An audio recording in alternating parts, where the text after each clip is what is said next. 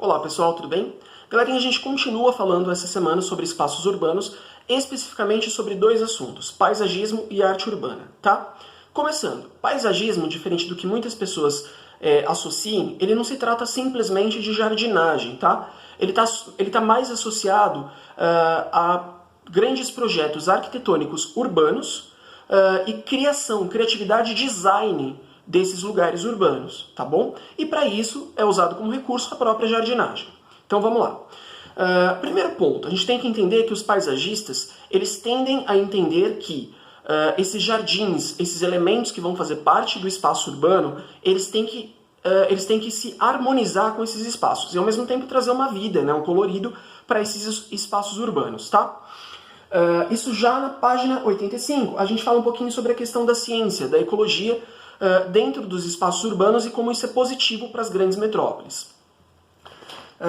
Na página 86 e 87, a gente fala sobre esses grandes jardins e a gente percebe uma grande criatividade, né, nesses projetos. Não é simplesmente um monte de jardim ali cuidado, não, são projetos criativos, são projetos artísticos.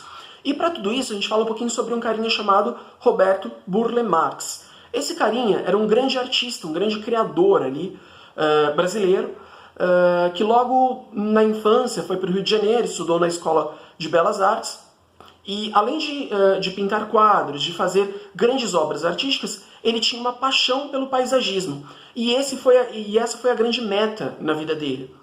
Então ele foi responsável por muitos projetos, e projetos muito criativos, muito livres e muito bonitos, né?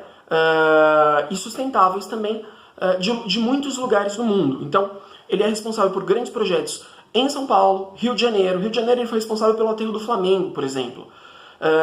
Minas Gerais, Recife. Ele é responsável, por exemplo, pelo grande jardim da sede da Unesco. Ele que construiu, ele que fez aquilo. E ele quase sempre trabalhava também, muitas vezes, ele trabalhava com Oscar Niemeyer, além de eles se inspirarem um no outro.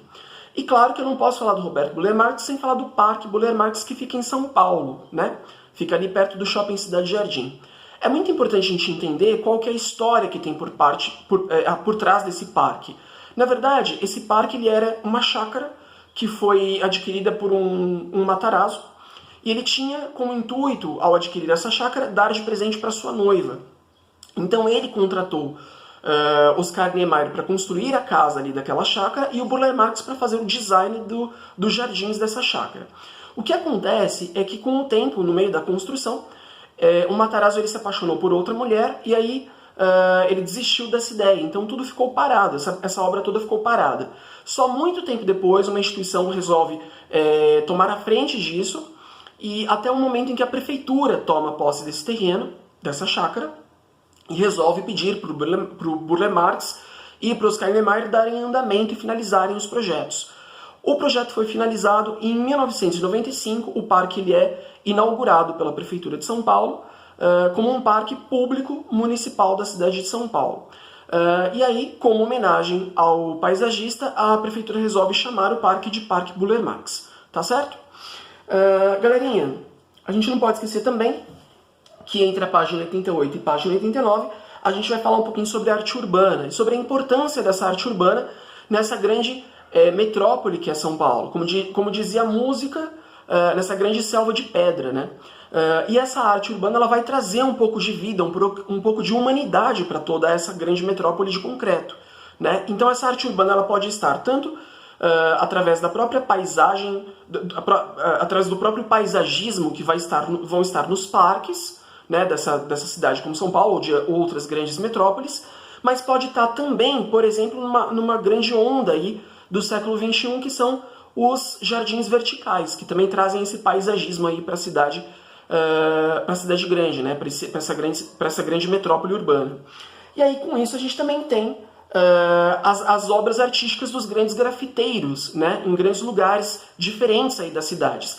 No caso, a apostila vai falar sobre dois caras, na verdade, que são os gêmeos, né, são os irmãos que são reconhecidos no mundo inteiro, os brasileiros reconhecidos no mundo inteiro, pelas suas obras. Então a gente tem vários lugares da cidade de São Paulo e até do Brasil que vão ter as obras aí espalhadas por esses espaços urbanos nas grandes cidades, tá? A gente não pode esquecer também de um carinha que é um dos mais famosos do mundo e que é um grande brasileiro, e que tem muitas das suas obras também na cidade de São Paulo, que é o Cobra, né? Então a gente vai ter obras do Cobra na Avenida Paulista, vai ter obras dele no centro de São Paulo, vai ter obras dele ali na Francisco Morato, enfim, a gente vai ter obras espalhadas por São Paulo inteiro, pelo Brasil, né? A gente lembra que foi ele que fez aquele painel lá olímpico, né? Em homenagem às Olimpíadas do Brasil, que aconteceram no Brasil, né? No Rio de Janeiro. E ele tem, claro, obras espalhadas pelo mundo inteiro também, tá bom? Galera, sobre a questão das atividades, eu vou pedir para vocês fazerem as atividades da página 94, 95, 96 e 98. Não precisa fazer as atividades das páginas 91 e 99.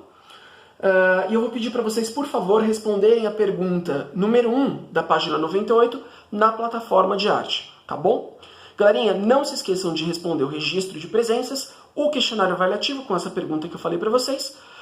Uma excelente semana para todos, abração e até o próximo vídeo. Tchau, tchau!